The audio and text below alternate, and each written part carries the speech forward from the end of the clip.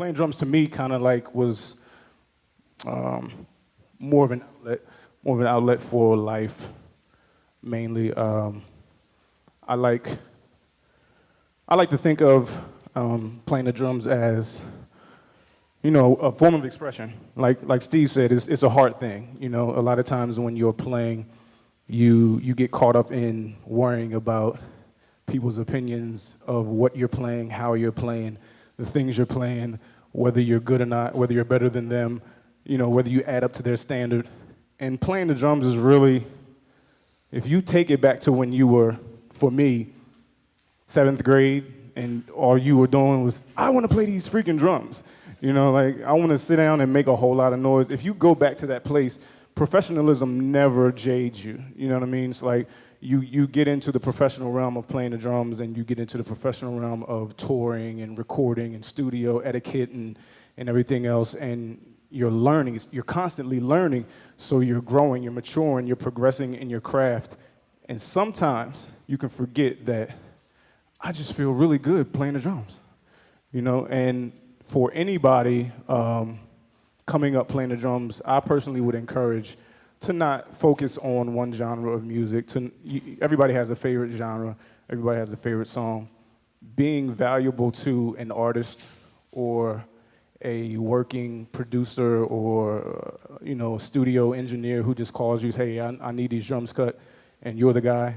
Being valuable means I understand music. Understanding music means I put time in, because you can hear music and you can enjoy music, but to sit there and break it down, what created this? Oh, so that's a man playing the drum. That's a woman playing the drums. That's a person playing the keyboard or the bass. And they sat there and they did something together that created this one thing, which is this amazing sound. And people hear this and sometimes forget these are human beings expressing themselves. You know what I mean? Like Steve said, it's a heartfelt expression. Everybody's going to play differently. Nobody's going to sit and play. If you play the drums, I'm not going to play like you. I probably, could never play like you, even if I sat down and studied the way you play. My first experience in drumming, I have two friends that are, very close to me. They listen to Dave Weckl. My first experience in drumming. So when I was a youngster and I'm trying to learn how to play drums, I put on Dave Weckl and press play, and I sat on the drums. And my learning curve was weird to some, because I'm starting here trying to learn how, to learn from Dave Weckl, but that was the greatest class for me ever, to sit there for hours and hours and hours and transcribe or listen to what he was doing. Like, okay, I missed that ghost note. I literally rewind the song and play it from the top until I got that feel or that accent or that ghost note or that space right. Like Steve was talking about space. Space in music is so important. It's almost a rhythm in the space.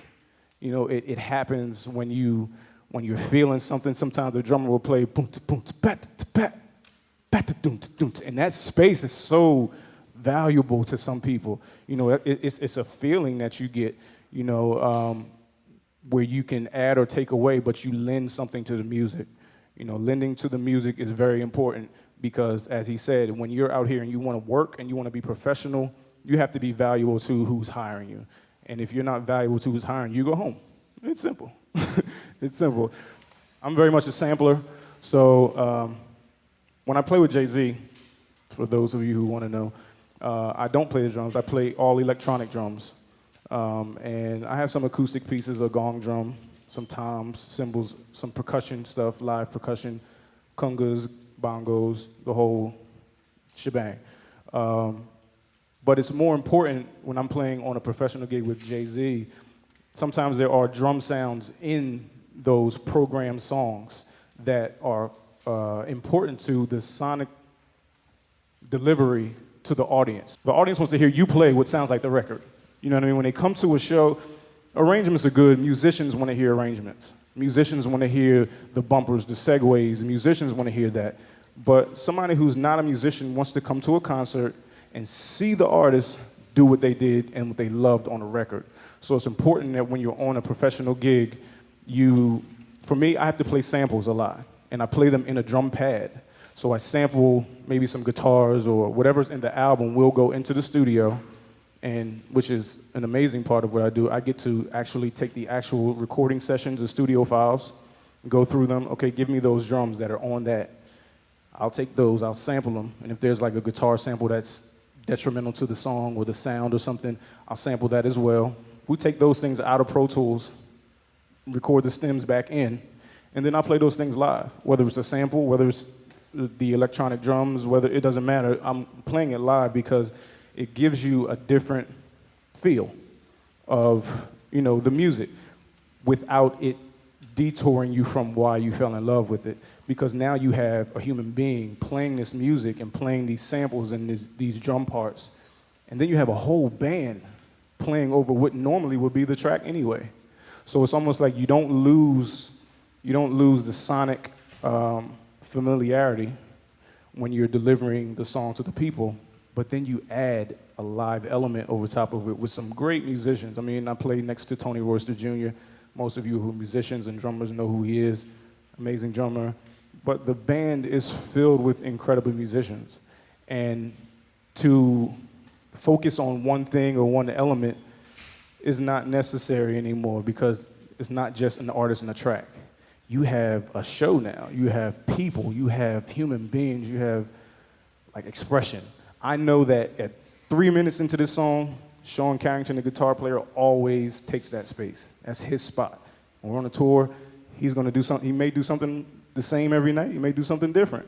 But being a musician is just about your feeling, your expression, what you can lend to the music. And being a working musician is about knowing when to not. It's like, yeah, it's great to have the ability. Tony Royster Jr. doesn't do half of the stuff that he can do on a Jay-Z gig. Jay-Z wants to hear beats. And when he's rapping and he's saying his lyrics, if he's saying blah, blah, blah, blah, blah, blah, and you do that on the drums behind him, yeah, I like that. But it's a connection. You want to connect with the artist. Anybody looking to work professionally, you have to go into it almost with a confidence that says, yes, there are 100,000 drummers in a 100-mile radius from me right now. But guess what? The opportunity came here. So you go in and you say, I'm going to seize this opportunity. Never be afraid to fail. Never be afraid to mess up. I mean, people live their whole professional careers wondering why they haven't achieved a certain level. And a lot of times it's because if you haven't believed in yourself to the capacity that you are capable of doing and delivering a good product to the people or the artist. When you believe in yourself and you go forward and you just give it everything you got and you don't know if you did so good, leave everything you have out there on the stage. Leave everything you have. Like, hey, man, I messed up tonight. But guess what? After I messed up, I came back in there and I laid a whole lot of blood on the stage. You know what I mean? Like, that has to be your attitude because you'll never get back up. If I fell off a bike and skinned my whole leg up and never got back on it, I'm a punk. And I didn't, you know what I'm saying? Like, it's the same thing with music. You believe in yourself, you go forward. You might hit a couple brick walls. I've definitely worked on the Chitlin circuit for some artists who didn't treat you right, who didn't care, who thought you were expendable, who threatened your job. You know what I mean? I've been down those roads. I've been touring for almost 12 years now. But then when you get to a place where, wow, what I dreamt about when I was 7 years old, I'm actually doing. Wow, this is the most fulfilling thing in the world. You know what I mean? Like, I was in Sydney, Australia one time, and this is a true story. I'm on stage in the middle of the song, completely forgot where I was, because I realized I'm in a freaking soccer stadium in Sydney, Australia. And I was born in Chester, Pennsylvania. It's a slum city, to some. My family's still there, so when they see this, they might come after me. But, Chester is, for lack of better terms, is hood, and it's not necessarily a place where you want to go to and say, hey, I'm going to start a business, or, everybody has an inner city or a hood or that's where I come from. So to look at the scale of where I am now as opposed to where I was, it's fulfilling, and it's not a cocky feeling. It's wow, I really did work for that. When all my friends were out hanging out and I was in the house recording and trying to learn how to get good drum sounds and trying to learn how to play this pattern and listening to this song over and over and over and over and over and over again and sweating and like tears, blood, literally blood. You hit your knuckle on a rim and blood splatters on your drum head. Like, yeah, it's time and effort that you put into this thing. So what you do is you commit to it. If you don't commit to it, then you can't fully believe in yourself. And that is definitely key to going out and having a professional career. Believing in yourself, going out, being valuable to the artist. Always remember to lend the music something valuable.